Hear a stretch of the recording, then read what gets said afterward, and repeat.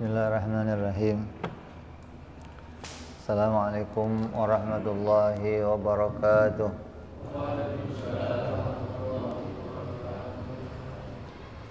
Al-Fatihah ila ruhi sayyidina habibina syafi'ina Rasulillah sayyidina Muhammad ibn Abdullah sallallahu alaihi wa ala alihi wa sahbihi wa azwajihi wa dhurriyatihi Allah ya'ni lirijatihim bil jannah wa yanfa'una bi asrarihim وأنوارهم وعلومهم ونفحاتهم وبركاتهم في الدين والدنيا والآخرة وجعلنا من حزبهم يرزقنا محبتهم ويتوفنا على ملتهم ويعشرنا في زمرتهم بالعافية وسلامة لهم الفاتحة. أعوذ بالله من الشيطان الرجيم. بسم الله الرحمن الرحيم. الحمد لله رب العالمين الرحمن الرحيم مالك يوم الدين إياك نعبد وإياك نستعين اهدنا الصراط المستقيم صراط الذين أنعمت عليهم غير المغضوب عليهم ولا الضالين آمين. بسم الله الرحمن الرحيم.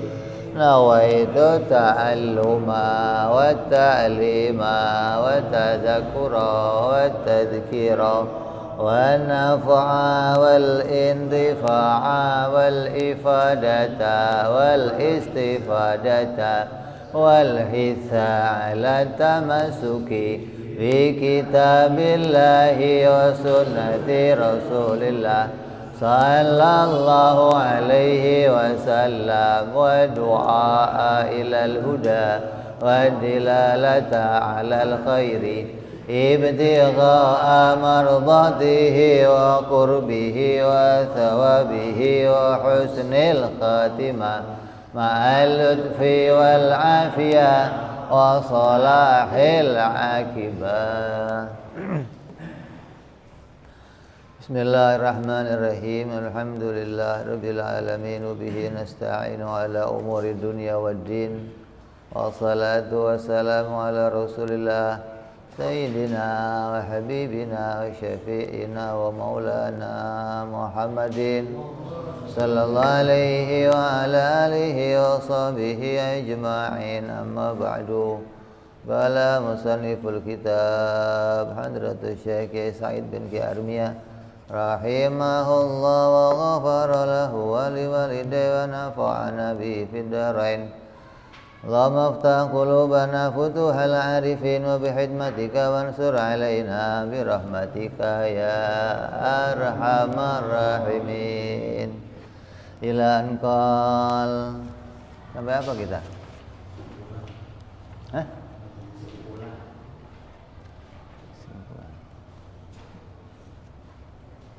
Halaman berapa? 61. Hah? 61.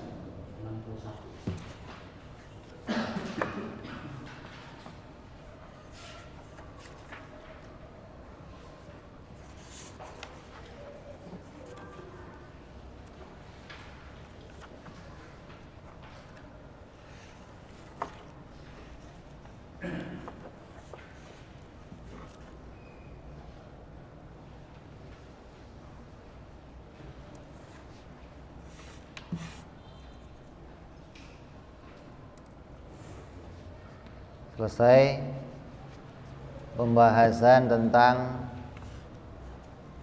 sifat-sifat Allah dan sifat-sifat para Rasul alaihimus salatu wassalam. Maka hari ini kita tinggal membuat kesimpulan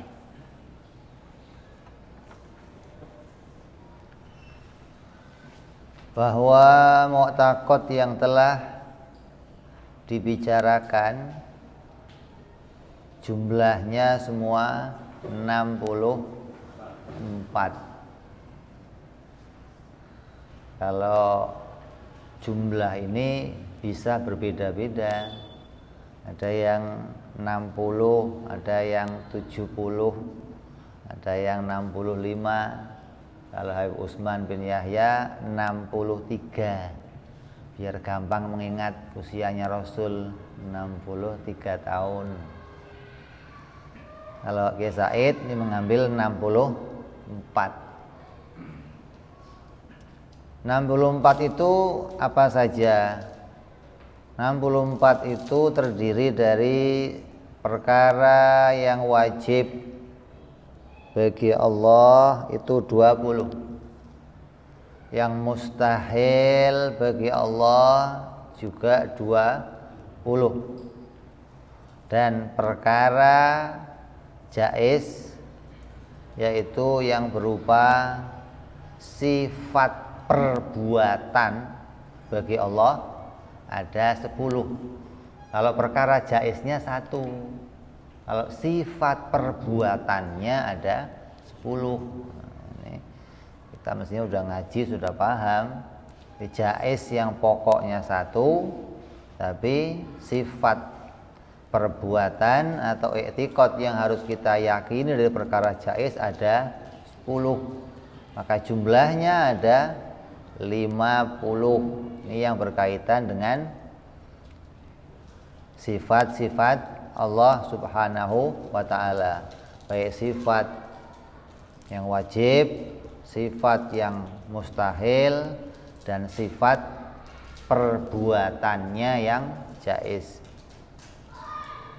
Kemudian yang berikutnya, bagi para rasul itu ada 4 yang wajib, 4 yang mustahil, 1 perkara yang jaiz.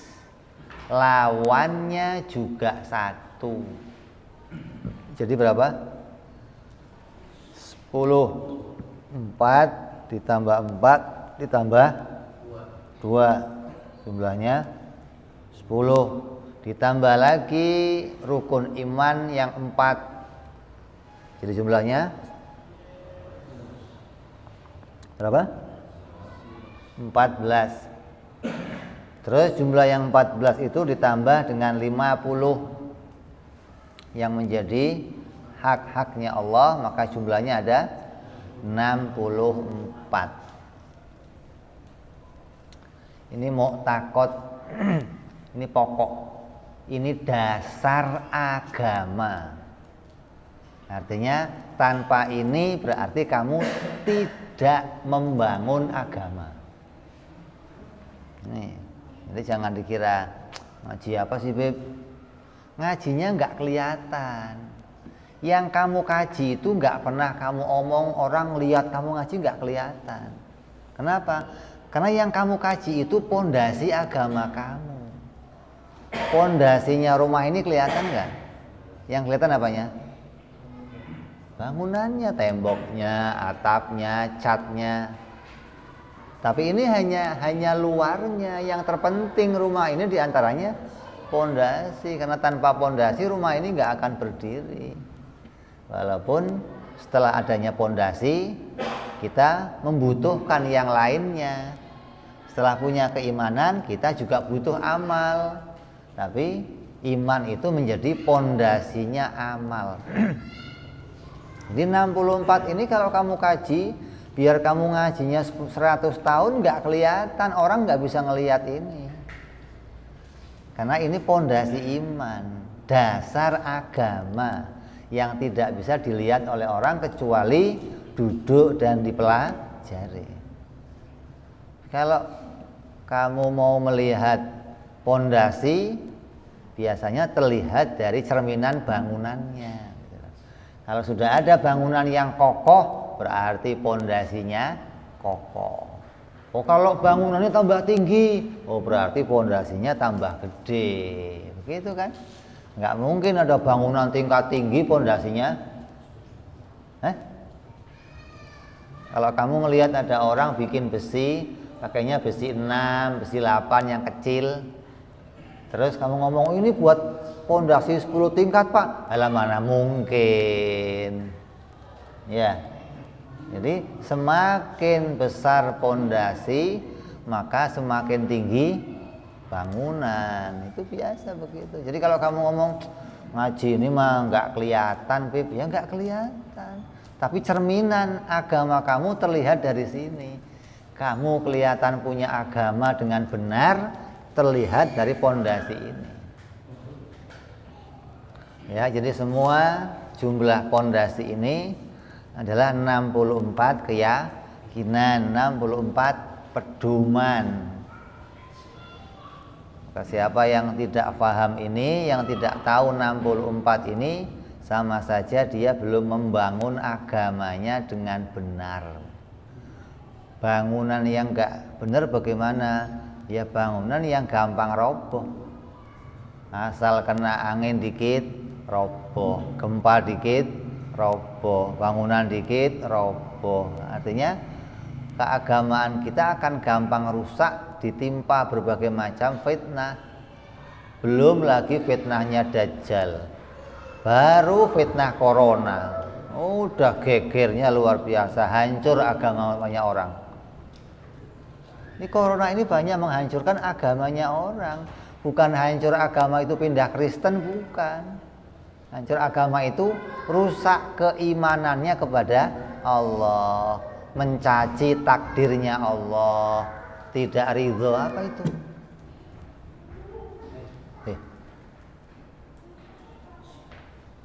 Jadi rusak agama itu bukan pindah Kristen.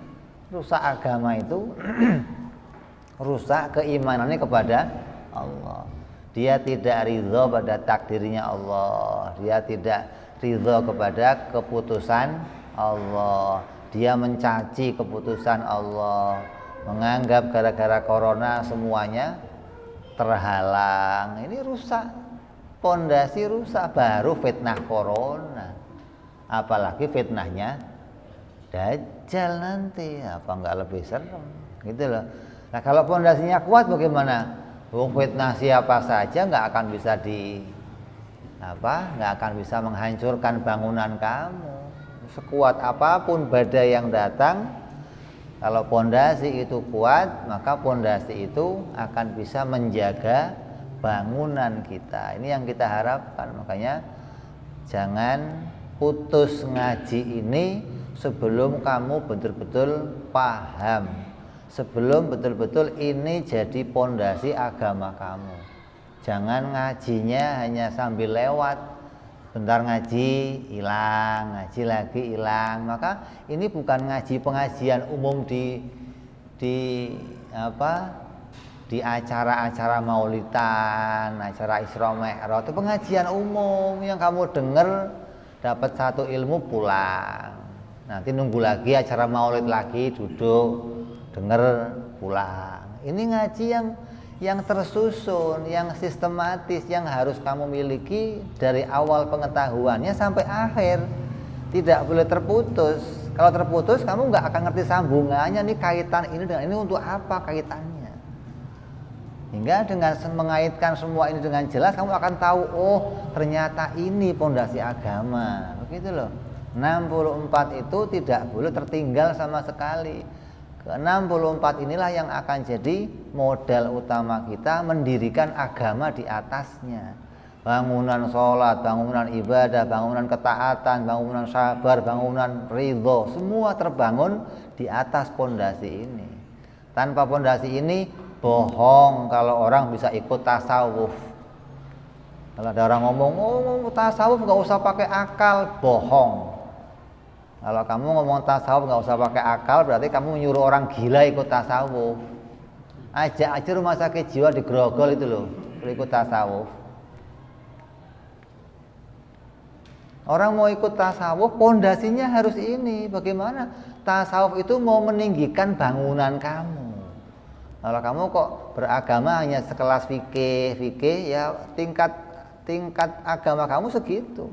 Kalau kamu sudah menginjak ke sufi, tasawuf, berarti kamu meningkatkan. Dan nggak mungkin bisa meningkat terus pondasinya nggak ada, apa yang mau dijadikan? Baru cerita kemarin, saya ketemu orang, Beb. Dia sudah sering ketemu malaikat Jibril, sering ketemu para wali songo, pernah jalan-jalan ke surga, pernah jalan-jalan, hebat dong. Tapi belum aku nabi, belum Beb. Ya tunggu aja bentar lagi lah. Barangkali ngaku nabi maksudnya. Terus kamu kira nyata yang seperti itu? Banyak kebohongan. Artinya bukan dia ceritanya bohong, bukan. Dia cerita apa yang dia alami. Tapi yang dia alami itu kebohongan. Dia diajak oleh halusinasinya, diajak oleh setan, terbawa kepada angan-angan, dibawa ke tempat-tempat indah yang ternyata tempat itu hanya fata morgana yang nggak ada kenyataannya. Kenapa? Nggak punya pondasi ini. Menganggap amalnya yang bisa mengantarkan dia dapat kemuliaan. Oh, itu rusak, nggak ada.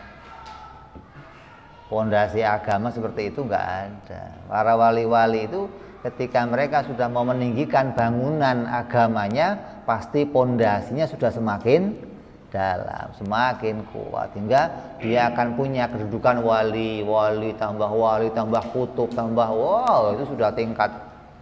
Hingga tidak mungkin mereka membangun agama yang semakin tinggi tapi tanpa pondasi yang semakin kuat. Jadi ini kita ngaji ini mempersiapkan kamu untuk punya bangunan yang paling tinggi. Ini pondasi ini itu menyiapkan kamu untuk punya bangunan yang paling tinggi. Yang paling tinggi bangunan apa? Wali kutub. Puncaknya para wali. Pondasinya ini. Tidak mungkin ada satu wali pun yang paling rendah tanpa terbangun dengan pondasi ini. Lah kamu sudah siap. Ya walaupun jangan ngimpi jadi wali maksudnya. Kayaknya ketinggian. Ya paling enggak kita punya pondasinya lah. Kita punya dasar. Kalaupun mendadak diangkat, enggak kaget lagi, begitu loh. Karena wali itu nggak pernah kosong di dunia ini, asal mati satu ganti langsung. Mati satu ganti, mati satu ganti. Lah barangkali kamu diacak-acak kok masuk, gantinya kan lumayan. Kamu sudah punya pondasinya maksudnya, sudah punya dasar-dasarnya ya.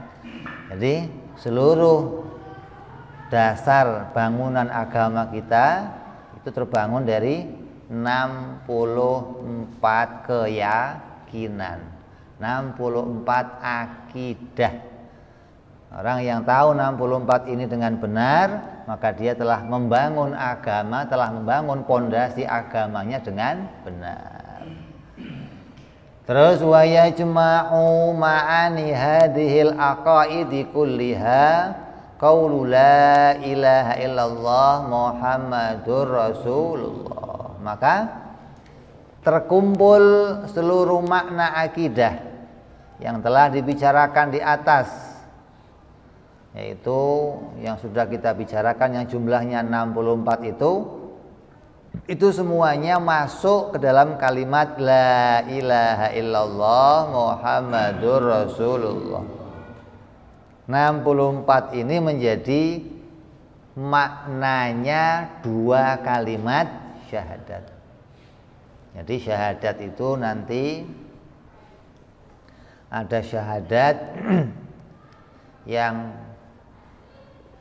kamu lakukan. Syahadat kita ini ada 3. Kita syahadat 3 kali. Yang pertama kita syahadat di alam arwah. Yang syahadat itu nggak pakai ngaji, nggak pakai belajar, nggak pakai akal, nggak pakai ilmu apapun. Kenapa? Kita diciptakan, kita langsung kenal Allah dan bersyahadat kepada Allah. Mana buktinya? Di dalam Al-Quran Allah memberitakan sewaktu manusia itu dikumpulkan, sewaktu ruh itu dikumpulkan di alam arwah, maka semua ruh itu disumpah oleh Allah, alastu birabbikum qalu bala syahidna. Kata Allah, "Hei ruh, bukankah aku ini Tuhan kamu?" "Iya ya Allah, Engkau Tuhan kami dan kami bersaksi atas ketuhananmu ya Allah." Ini kesaksian pertama kita di alam arwah. Kita menyaksikan, kita deklarasi, Engkau Tuhan ya Allah dan aku adalah makhluk-Mu ya Allah. Itu deklarasi pertama kita. Kemudian turun ke dunia, kita dilahirkan oleh Allah, ruh dimasukkan dalam tubuh kita, ruh jadi linglung, hilang pengetahuannya. Mulai ruh membangun pengetahuan lagi. Sampai dia dewasa usia 15 tahun, dia kembali mengucapkan syahadat. Asyhadu alla ilaha illallah wa asyhadu anna Muhammadar Rasulullah. Tapi syahadat yang kedua ini syahadat yang di mulut, syahadat zahir untuk memasukkan kamu ke dalam agama Islam. Dengan syahadat yang kedua itu kamu jadi orang Islam. Kalau yang kedua ini nggak ada gimana? Oh ya selesai, kamu kafir berarti sampai mati. Kamu nggak dapat keselamatan apa-apa. Tapi karena ada syahadat yang kedua, maka kamu jadi orang Islam di dunia. Nah terus syahadat yang ketiga mana? Nah ini makna yang tersimpan di hati kamu. Kembalinya syahadat kamu seperti syahadat di akhirat. Hati kamu menyaksikan betul-betul ketuhanannya Allah. Hati kamu betul-betul mengenali apa yang menjadi hak-haknya Allah. Maka syahadat yang kedua ini, yang ketiga ini, syahadat yang akan kembali bawa kamu sampai naik ke langit lagi. Tapi kalau kamu hanya syahadat yang kedua di mulut saja, yang penting jadi orang Islam, ya hanya selamat sampai dunia, nggak sampai selamat ke akhirat. Makanya makna ini terkumpul di dalam dua kalimat syahadat. Orang yang mengucapkan dua kalimat syahadat disertai mengerti maknanya, maka syahadatnya akan sampai ke akhirat. Ini kesepakatannya para ulama. Siapa yang syahadatnya hanya di dunia, yang mengucapkannya mulutnya saja, tidak sampai ke hatinya, maka syahadatnya hanya sampai berhenti di dunia.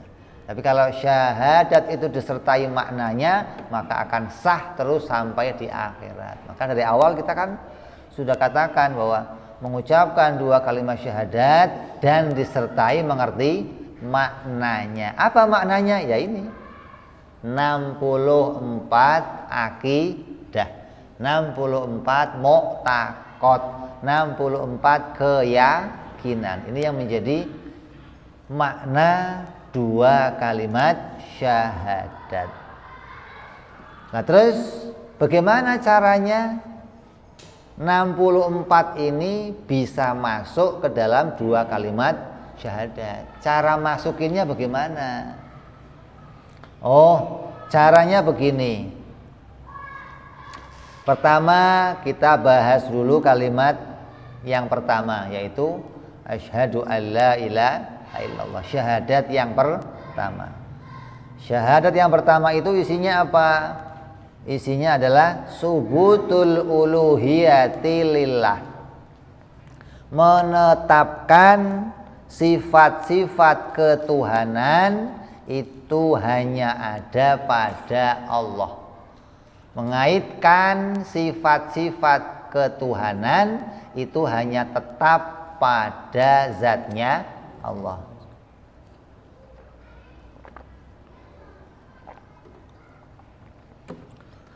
Kan kalimatnya apa? La ilaha illallah. Coba kalau kita susun. La itu artinya apa? Tidak ada. Ilahi artinya apa? Tuhan. Ilah kecuali. Allah Allah. Jadi tidak ada Tuhan kecuali Allah. Berarti Tuhan nggak ada. Tuhan nggak ada. Nah itu kok tidak ada Tuhan kecuali Allah. Kata Nabi apa? Kata Nabi apa? Hadis ini. Siapa yang memisahkan antara nafi dan subut, maka hukumnya kafir. La itu maknanya nafi, meniadakan. Ilallah itu menetapkan. Berarti ini dua kalimat ini meniadakan dan menetapkan. Kalau ini kamu pisah, oh ini betul-betul meniadakan, ini betul-betul menetapkan, maka kamu hukumnya kafir. Berarti seakan-akan kamu ngomong Tuhan itu tidak ada, terus ngomong lagi Allah itu Tuhan. Jadi kafir, mukmin. Terus ngomong lagi tidak ada Tuhan, kafir. Illallah, mukmin. Jadi tiap syahadat kamu akan jadinya kafir, mukmin. Kafir, mukmin. La ilaha, kafir. Illallah, mukmin. Kalau dipisah. Jadi harusnya bagaimana? Harusnya tidak ada pisahan antara nafi dan subut. Maknanya apa? Di dalam kalimat nafi itu ada subutnya. Dan di dalam kalimat subut ada nafinya. Begitu loh. Jadi keduanya jangan dipisah-pisah ini. La ilaha, tidak ada Tuhan. Dalam kalimat tidak ada Tuhan, itu sudah menetapkan ada Tuhan. Jangan betul-betul meniadakan. Kalimatnya ngomongnya tidak ada Tuhan, tapi makna yang harus kamu hadirkan ada Tuhan. Jadi di dalam kalimat nafi ada subut, ada penetapan. Terus dalam kalimat illallah, kecuali Allah, berarti subut. Ada nafi apa? Menolak yang lain selain Allah. Ini kalau kamu bisa mengucapkan la ilaha illallah dengan makna seperti itu, maka kamu menetapkan secara benar, syahadat secara benar. Tapi kalau kamu pisahkan, oh ini nafi, Tuhan itu enggak ada, yang ada hanya Allah, berarti kamu setiap syahadat kamu kafir mukmin, kafir mukmin. Maka siapa yang syahadatnya seperti itu, fayajri, maka berjalanlah dirinya ahkamul murtad, hukum murtad berjalan baginya. Apa enggak serem nih? Jadi jangan dianggap syahadat mah langsung jadi orang Islam. Syahadat yang bagaimana? Begitu dong. Kalau cuma ngucapin iya jadi orang Islam di dunia, tapi di akhirat makna yang kamu ucapkan itu membawa kamu jadi orang murtad. Ya, jadi di dalam kalimat la ilaha itu harusnya sudah ada menetapkan tidak ada Tuhan. Maknanya jangan tidak ada, maknanya apa? Tidak mungkin ada Tuhan lain, begitu. Jadi kalimat tidak adanya kamu ucapkan, tapi maknanya menetapkan Tuhan. Dari mana? Dari kalimat lain tadi. Tidak ada Tuhan lain kecuali Allah lah Tuhan. Kalau selama ini kamu ngucapinnya tidak ada Tuhan saja, maka berhenti seakan-akan dalam kalimat nafi itu enggak ada subut. Tapi dalam kalimat nafi harus ada subut. Tidak ada Tuhan, maknanya tidak ada Tuhan yang lain. Ketika mengucapkan kalimat la ilaha, di dalam kalimat itu kamu sudah mengingat Allah. Bukan ingatnya Allah ketika illallah, baru ingat la ilaha illallah, la ilaha illallah. Kalau pas gini nggak ingat Allah, kalau gini ingat Allah, kan repot ini. La ilaha illallah. Pas gini ingat Allah, kalau gini oh ini kafir hukumnya gitu loh. Maka diganti sekarang zikirnya. Kalau kamu pengen beres zikir diganti apa? La ilaha. La ilaha. La ilaha. Cukup itu aja, jangan tambahin lagi. La ilaha. Memang boleh. Kalau cuma la ilaha artinya apa?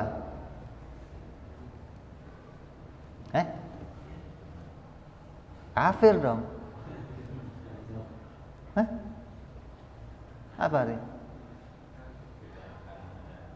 Tidak mungkin ada Tuhan lain, gitu dong. Tidak Tuhan. Kayak baru masuk Islam aja kayaknya. Kalau baru masuk Islam pantas begitu. Kalau saya masuk Islam nggak boleh begitu. La ilaha itu artinya tidak ada Tuhan lain. Berarti kamu sudah teringat dan sudah menetapkan ada Tuhan, begitu dong. Dan menafikan tidak mungkinnya ada yang lain. Illallah, kecuali Allah lah Tuhan, tidak mungkin yang lain. Ini dua-duanya mengandung subut dan nafi dan subut, jangan dipisah-pisah ya. Jadi kalimat la ilaha illallah itu menetapkan ketuhanan bagi Allah. Ya, menetapkan ketuhanan bagi Allah, menolak mungkinnya ada Tuhan selain Allah, menolak sifat-sifat ketuhanan ada pada selain Allah, menetapkan sifat Tuhan hanya pada Allah, menolak sifat Tuhan ada pada selain Allah. Itu loh. Jadi la ilaha illallah subutul uluhiyah lillah, menetapkan sifat ketuhanan hanya pada Allah. Kayak begini, tidak ada yang berdiri kecuali budi. Tidak ada yang berdiri. Berarti yang berdiri ada enggak? Tidak ada yang berdiri kecuali budi. Jadi tidak ada yang berdiri, itu ada nggak yang berdiri? Nggak ada. Ada. Siapa? Berarti dalam kalimat tidak ada yang berdiri itu kamu sudah membuat keputusan. Tidak ada yang lain, maksudnya begitu loh. Dalam kalimat tidak ada yang berdiri, kamu sudah membuat keputusan tidak ada yang lain yang berdiri kecuali hanya budi yang berdiri. Gitu. Tidak ada sholat kecuali berwudu. Artinya apa? Ketika ngomong tidak ada sholat, itu sudah memutuskan sholat itu pakai wudu, begitu loh. Jangan waktu ngomong tidak ada sholat nggak ada. Sholat nggak ada gimana sih? Sholat ya ada, dan sholat itu pakai wudu. Sudah memutuskan tidak ada sholat kecuali berwudu. Ketika ngomong berwudu, teringat wudu ini ya untuk sholat. Jadi dalam dua kalimat itu ada subut nafi, ada subut nafi. Jangan dipisah-pisah ini.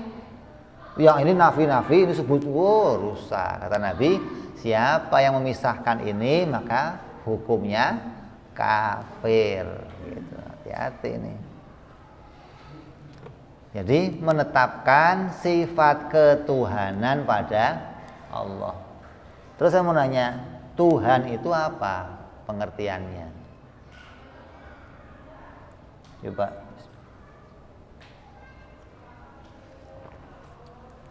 Tuhan itu menurut kamu apa?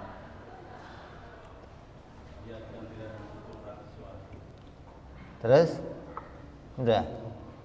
Ada yang lain nggak? Dia. Apa Tuhan itu coba? Ya. Ini ta'rif penting ini, definisi ini. Kalau kamu nggak ngerti definisi ini, maka kamu nggak bisa memahami Tuhan itu apa. Tuhan itu banyak diberi definisi. Ada orang ngasih Tuhan definisinya ini, Tuhan definisinya ini. Tapi semua definisi itu tidak bisa menjadi sebuah ta'rif. Ta'rif itu sebuah diambil pengertiannya.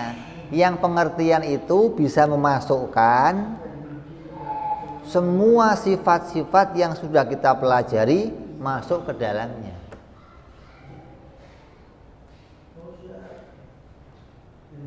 Ya, contoh. Tuhan itu apa? Tuhan itu yang menciptakan, Sang Maha Pencipta. Tuhan itu Sang Maha Pencipta. Kalau kamu disebutkan Tuhan itu Sang Maha Pencipta, maka kamu akan nanya, lah yang Maha Pencipta yang bagaimana? Yang bagaimana? Harus dijelaskan kan? Hah?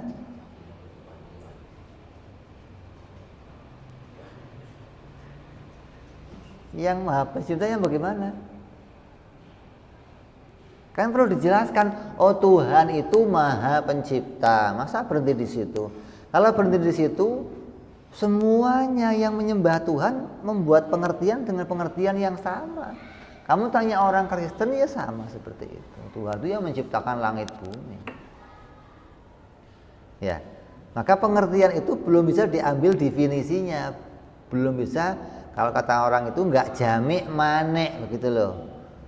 Tidak mengumpulkan sesuatu dan mengeluarkan sesuatu. Dalam ilmu mantek ada yang namanya jamek manek. Sebuah definisi itu harus jamek manek gitu loh. Kayak kamu ditanya rokok itu apa? Rokok itu apa? Tembakau yang dilinting. Nah, itu takrifnya. Tembakau yang dilinting. Kalau tembakau doang bagaimana? Ya bukan rokok. Ada lintingan tapi nggak pakai tembakau gimana? Ya bukan rokok juga. Berarti rokok itu harus jamek, mengumpulkan semua tembakau dan yang dilinting, mengeluarkan tembakau yang nggak di. Nah, ini keluar nih, lintingan yang bukan tembakau keluar. Terus tembakau yang belum dilinting keluar. Nah, ini ta'rif itu harus mengeluarkan sesuatu dan memasukkan sesuatu hingga orang paham ini loh yang tertentu ini loh, gitu loh. Yang ini bukan semuanya. Nah, Tuhan begitu. Tuhan itu bagaimana sih? Oh, Tuhan itu diberi ta'rif, pengertian. Oh, Tuhan itu yang disembah. Makanya orang-orang semua yang menyembah Tuhan, yang dianggap itu Tuhan, disembah semuanya. Ada batu disembah, ada pohon disembah, ada kayu disembah, matahari. Kenapa? Dianggap Tuhan. Tapi dia nggak punya kriteria yang disembah itu yang bagaimana, gitu loh. Harusnya punya kriteria, punya definisi. Oh, ini loh yang berhak disembah yang begini. Kalau cuma Tuhan itu yang berhak disembah, lah yang berhak yang terus yang jadi kriteria dia Tuhan yang kayak apa? Kalau dia sudah jelas sebagai Tuhan, maka berhak disembah. Lah pertanyaannya, terus dia itu punya kriteria sebagai Tuhan dari mana kriterianya? Definisi yang ada pada dia cocok nggak dengan definisi ketuhanan? Hingga nggak bisa kita berikan pengertian sebelum kamu takrif dulu yang namanya Tuhan. Kalau kamu sudah takrif Tuhan, baru ini loh yang Tuhan yang seperti ini nih, ini berhak disembah. Tuhan yang begini nih, yang menciptakan langit bumi, yang begini nih, yang menguasai segalanya. Ini takrif dulu biar jelas. Apa itu yang namanya Tuhan? Jelas. Tuhan ditakrif oleh ulama tauhid dengan takrif dengan 2 takrif. Apa? Dengan 2 definisi. Definisi pertama, Tuhan itu zat yang tidak membutuhkan segala sesuatu. Definisi kedua, dan segala sesuatu membutuhkan Dia. Nah, ini definisi Tuhan. Kalau ada yang seperti itu, maka Dia berhak disembah. Kalau ada yang seperti itu, maka Dialah pencipta langit bumi. Kalau ada yang seperti itu, maka Dialah penguasa segalanya, sang kreator, sang pendesain alam semesta ini, yang tidak butuh kepada yang lain dan yang lain membutuhkan Dia. Nyambung ini. Barulah itu namanya Tuhan. Dengan definisi ini kamu bisa keliling ke dunia. Kamu cek ada enggak yang sesuai dengan definisi ini selain Allah. Coba kamu cari. Buktikan gitu loh.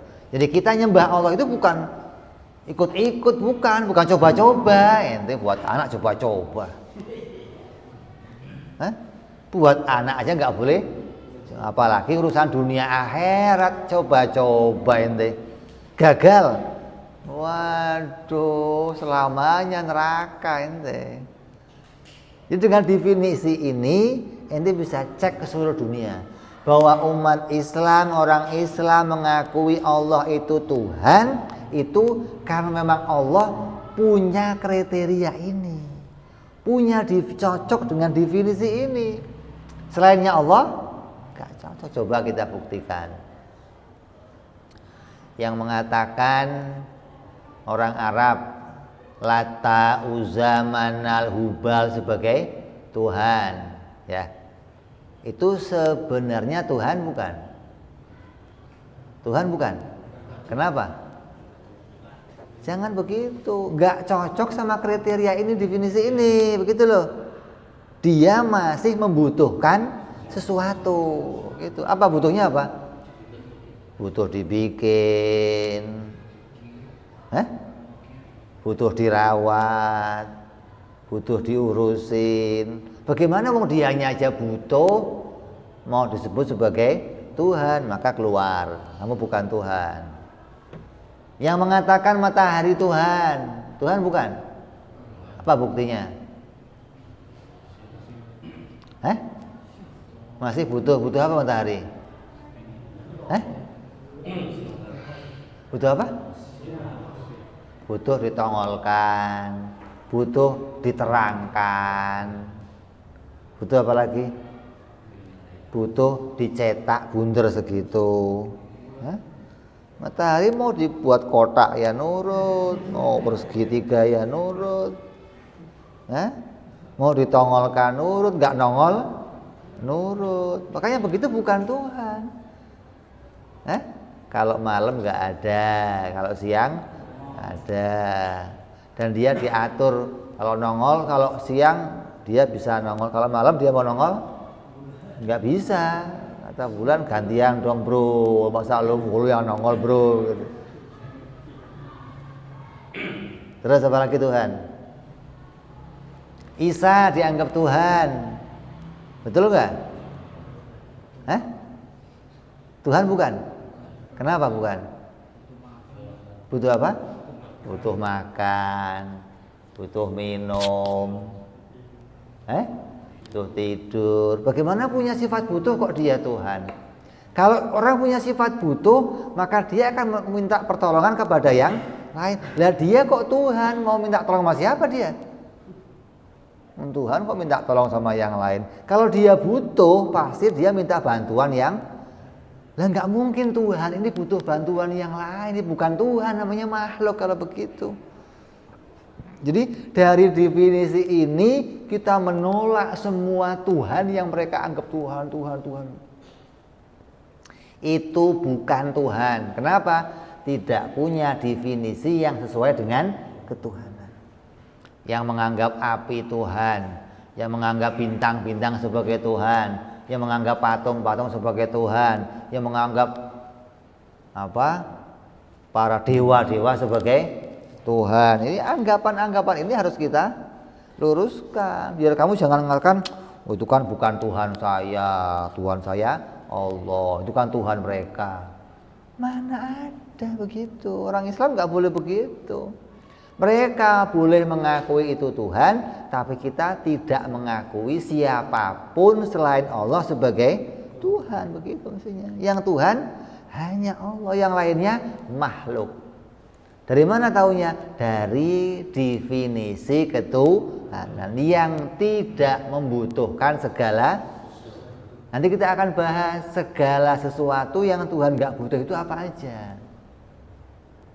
Nggak butuh diciptakan, tidak butuh bantuan, tidak butuh kerjasama, nggak butuh bantuan, nggak butuh tempat, nggak butuh disempurnakan, tidak butuh dengan apa yang diciptakan.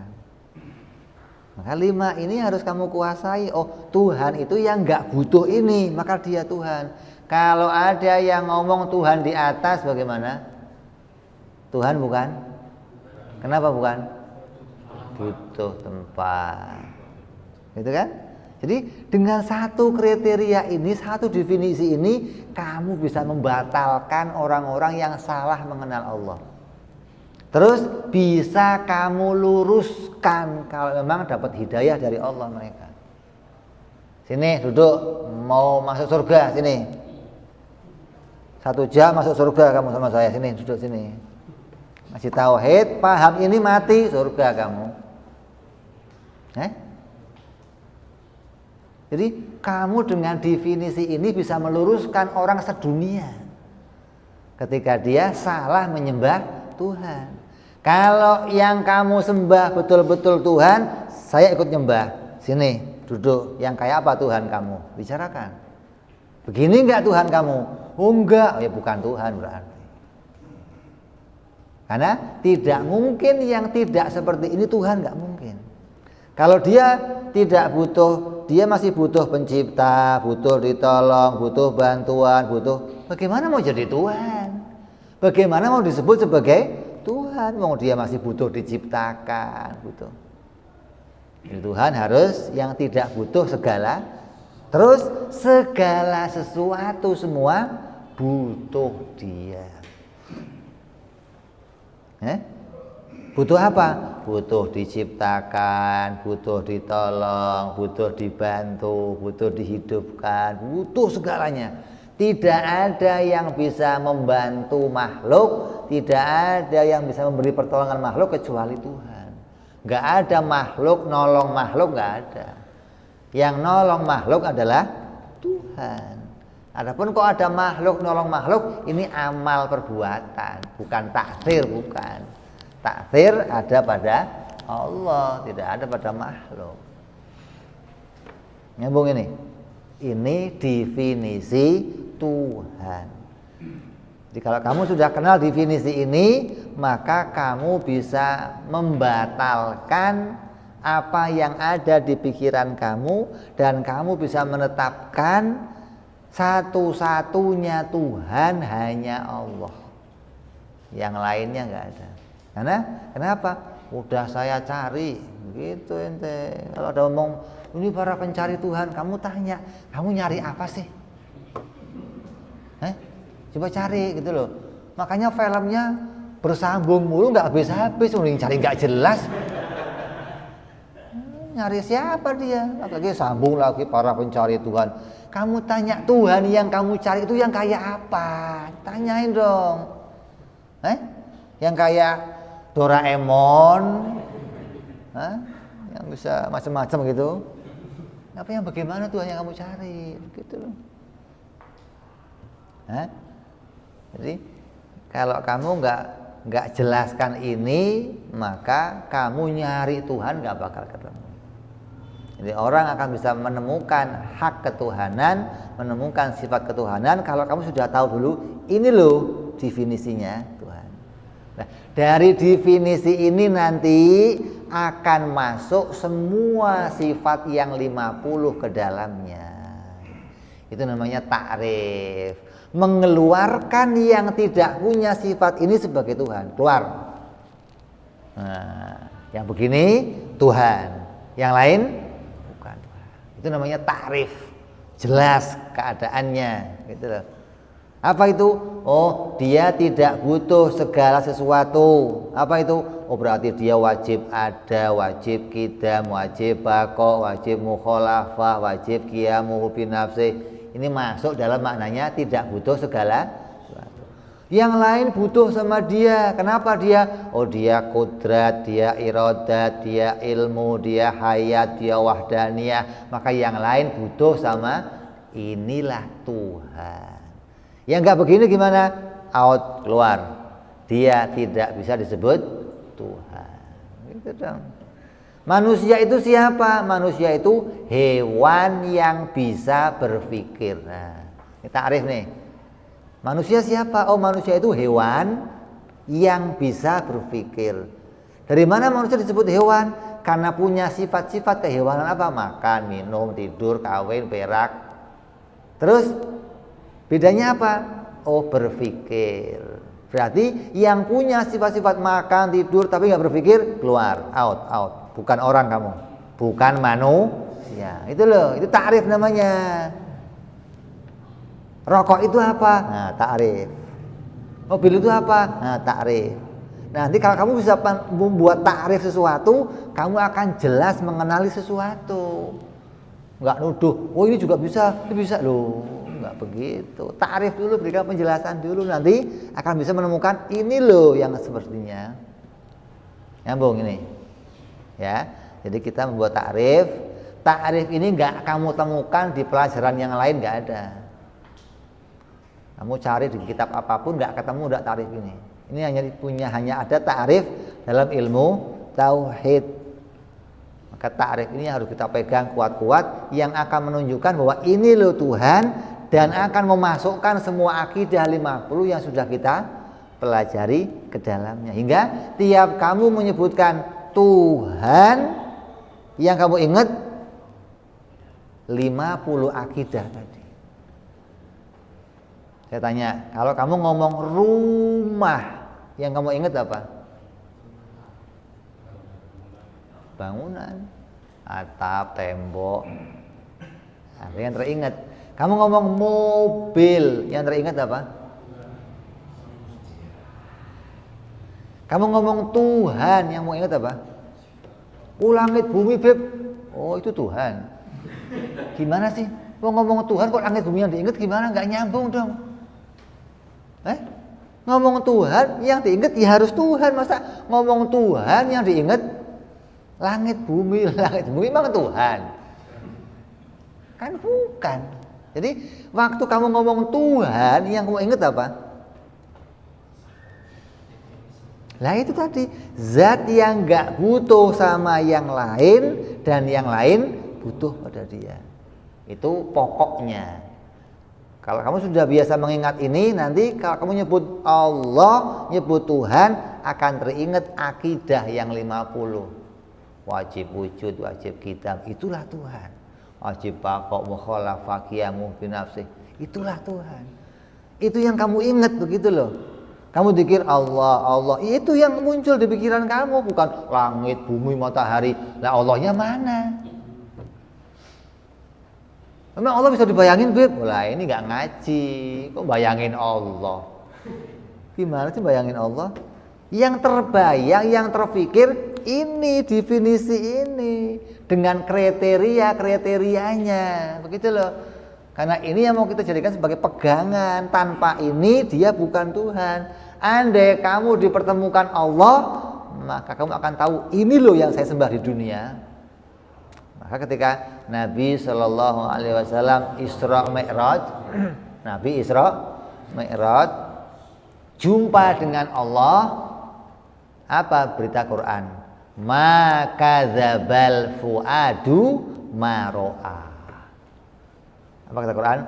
Maka dzabal fuad, hati Nabi tidak mengingkari apa yang dilihatnya. Kenapa? Bahwa yang diyakininya di dunia cocok dengan apa yang dilihatnya. Gitu loh. Ini loh Tuhan. Gitu loh. Lah orang-orang kafir nanti ketika ketemu sama Allah, bukan ini yang saya sembah dulu.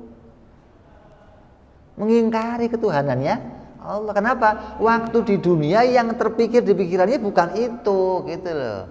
Nah, ketika dihadirkan Tuhan yang di pikirannya, baru ngomong ini Tuhan kami dulu. Lari dia. Tuhan, tolong kami. Tadi apa? Tuhan dari mana loh? Kamu kan Tuhan kami di dunia, kami nyembah kamu. Apa kata mereka Tuhan-Tuhan itu? Emangnya saya pernah ngasih utusan ke kamu? Nyuruh kamu, manusia, kamu nyembah saya. Pernah dapat surat dari saya kamu? Enggak pernah. Lah kamu kok nyembah saya dari mana asal usulnya? Patung-patung itu akan protes disembah nanti di akhirat. Kamu ini kok tiba-tiba nyembah saya? Apakah saya pernah nyuruh kamu nyembah saya? Enggak pernah. Lah bagaimana kok tiba-tiba kamu nyembah saya? Kamu ikut bapak moyang saya. Oh goblok semua bapak moyang kamu memang. Itu bagaimana? Lah Allah mengakui dirinya sebagai Tuhan dan kamu disuruh nyembah dia.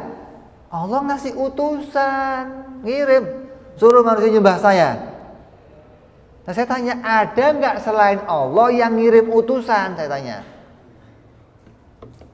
Yang nyembah matahari tanya, pernah matahari ngirim utusan? Yang nyembah Lata, Uzza, Manul, Hubal, pernah Lata ngirim utusan? Pernah? Yang nyembah Dewa Siwa, Krishna, yang nyembah Zeus, pernah diutus? Ada orangnya? Saya utusan Zeus, pernah begitu? Ada. Jadi kebohongan semua, itu kebohongan semua. Hanya angan-angan yang menetapkan ini Tuhan. Kenapa dasarnya kok tiba-tiba mereka mengaku itu Tuhan? Kenapa? Dasarnya kira. Satu, menduga. Terus dasarnya ikutan. Ini dasar-dasar pokoknya ini. Lagi punya utang banyak, pusing, stres, motor mau ditarik. Cuman satu-satunya mau ditarik, pusing, nyender di pohon. Terus munajat, coba saya bisa bayar utang. Pulang dapat rezeki, jalan ketemu duit segepok, bayar motornya. Besok balik ke pohon itu. Wah, ini pohon luar biasa. Masya Allah. Saya minta di sini langsung kabul. Wangku dikasih kain putih, kasih dupa dikit. Wah, pohon keramat. Apa yang begitu itu? Itu kebodohan. Terus ganti lagi gunung disembah, api disembah, hanya karena kira. Nggak punya definisi Tuhan itu apa, nggak ngerti. Nah kamu diperjelas di sini Tuhan harus begini nih Tuhan. Yang nggak begini out, bukan Tuhan kamu. Begitu mestinya. Hingga ketika kamu nyebut Allah, nyebut Tuhan, langsung tercetak di pikiran kamu zat yang nggak butuh segala sesuatu dan segala sesuatu butuh pada Dia. Itu namanya Tuhan. Nyambung ini? Nyambung. Jadi Tuhan apa?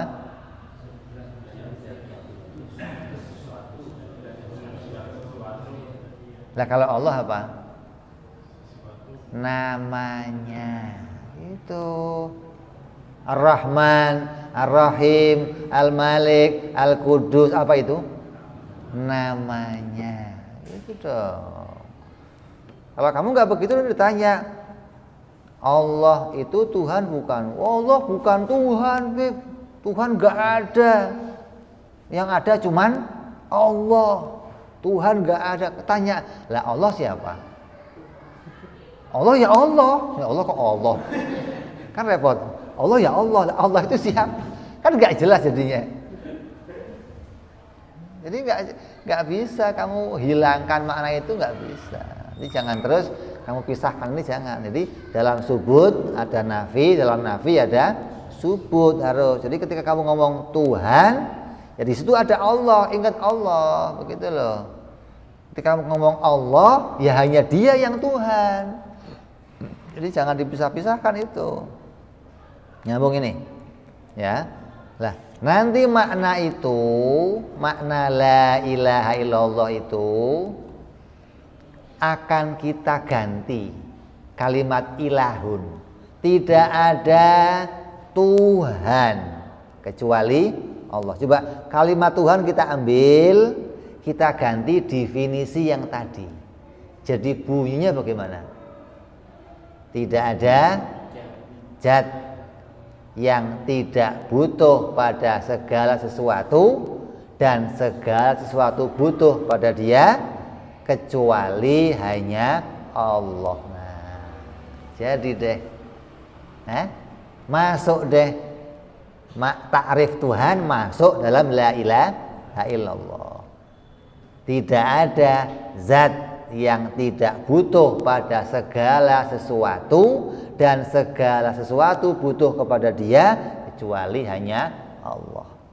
Barulah nanti dari definisi Tuhan yang masuk dalam kalimat la ilaha illallah kita masukkan makna 50 hingga makna 50 masuk dalam kalimat la ilaha illallah. Itu cara yang benar memasukkan kalimat la ilaha illallah, memasukkan akidah yang 50 dalam kalimat la ilaha illallah.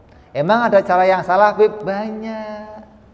Banyak orang-orang yang salah memasukkan makna ketuhanan di dalam kalimat la ilaha illallah. Banyak. Maka orang yang salah memasukkan diantaranya bagaimana? Ketika ada orang ingin mendefinisikan Tuhan tapi dengan memisahkan tadi la ilaha sendiri, illallah sendiri. Oh, ini rusak.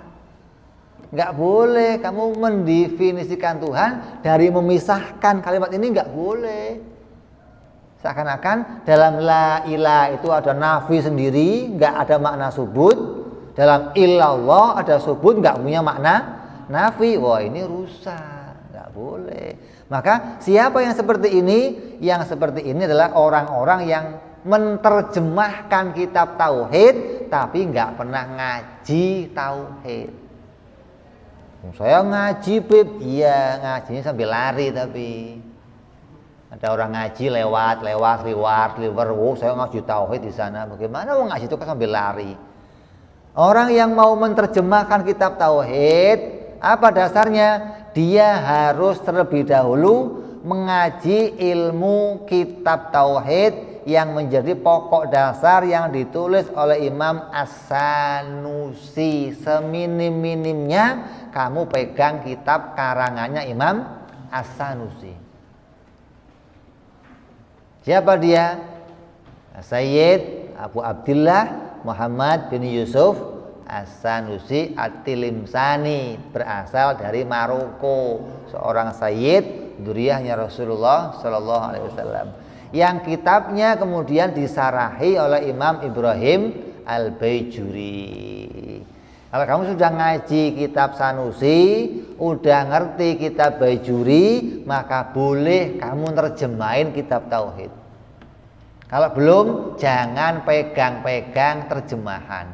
Sampai kiai paling marah kalau ada orang terjemahin kitab tauhid pakai kamus. Oh, marah. Salah besar. Kenapa? Bahasa kamus itu bukan bahasa ilmu tauhid. Ada bahasa yang di kamus maknanya apa, di sini maknanya apa. Begitu loh.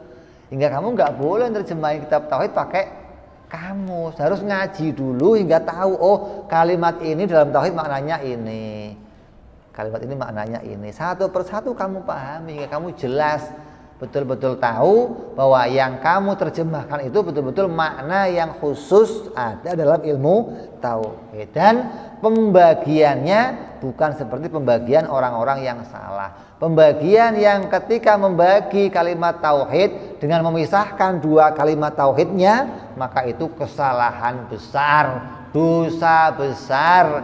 Kalau kita nggak mau katakan kafir. kafir. Ketika menetapkan yang nafi tetap nafi, yang subut tetap subut, maka berarti dia memisahkan antara nafi dan subut. Ini kekeliruan.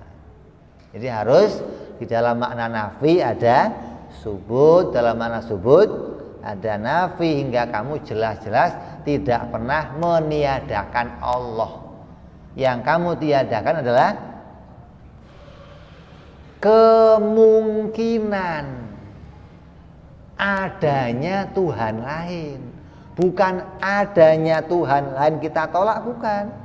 Tapi yang mau kita tolak apa? Mungkinnya saja nggak ada, begitu loh. Apalagi kok nyata nongol Tuhan lain, mungkin nongolnya saja nggak ada, kita tolak. Tidak mungkin ada Tuhan lain kecuali Allah. Tidak mungkin ada zat yang tidak butuh pada yang lain dan yang lain butuh kepada dia, kecuali itu hanya Allah. Ini makna yang harus kita pahami dari kalimat la ilaha illallah. Jadi sampai di sini kita jelas kesimpulan yang sudah kita pelajari, menyimpulkan bahwa akidah yang 50 nanti akan kita masukkan ke dalam kalimat la ilaha illallah. Cara masuknya lewat mana? Lewat kalimat Tuhan, gitu loh. Jangan dipecah, ini jangan. Dari kalimat Tuhan itu mau kita takrif, kita berikan pengertian. Oh, pengertiannya apa? Oh, dimengerti dengan 2 definisi. Dari definisi ini masuklah semua akidah yang 50 ke dalamnya. Hingga akidah itu telah termuat dalam kalimat la ilaha illallah tanpa memisah-misahkan kalimat tersebut. Nyambung ini. Maka mudah-mudahan kita diberikan oleh Allah hati yang bisa paham pada sifat-sifat Allah, hati yang paham pada akidah, hati yang paham pada pedoman keimanan. Allah jadikan kita orang-orang yang bisa membangun akidah dengan benar, membangun pondasi agama dengan benar, membangun keimanan dengan benar, hingga kita berharap semoga apa yang kita bangun, apa yang kita kerjakan diberikan keridhaan oleh Allah Subhanahu wa taala, iman kita diterima oleh Allah, agama kita diridhoi oleh Allah, hingga kita jadi orang-orang yang menjadi hambanya Allah di dunia sampai di akhirat nanti. Amin ya rabbal bi barakati Nabi Muhammad sallallahu alaihi wasallam. Al-Fatihah. A'udzu billahi minasyaitonir rajim. Bismillahirrahmanirrahim. Alhamdulillahi rabbil alamin arrahmanir rahim maliki yaumiddin. Iyyaka na'budu wa iyyaka nasta'in. Ihdinas siratal mustaqim. Siratal ladzina an'amta 'alaihim ghairil maghdubi 'alaihim waladdallin. Amin. Ya Rabbana tarafna bi anana tarafna wa anana asrafna ala ladha ishrafna fatub alaina tauba taghsil kulli hauba wastolana aurati wa amin rawati waghfir li walidina rabbi wa mauludina wal ali wal ihwani wa sairil hillani wa kulli dhi mahabbah au jiratin au suhbah al muslimina ajma amina rabbi isma fadlan wa judan mannan la biktisabi minna bil mustafa rasulina dhabi kulli suli salla wa salam rabbi alaihi andal habbi wa alihi wa sahbi idada tansi suhbi walhamdulil ilahi bil badi wa tanahi subhana rabbika rabbil izzati amma yasifun salamun alal mursalin walhamdulillahi rabbil alamin. Assalamualaikum warahmatullahi wabarakatuh.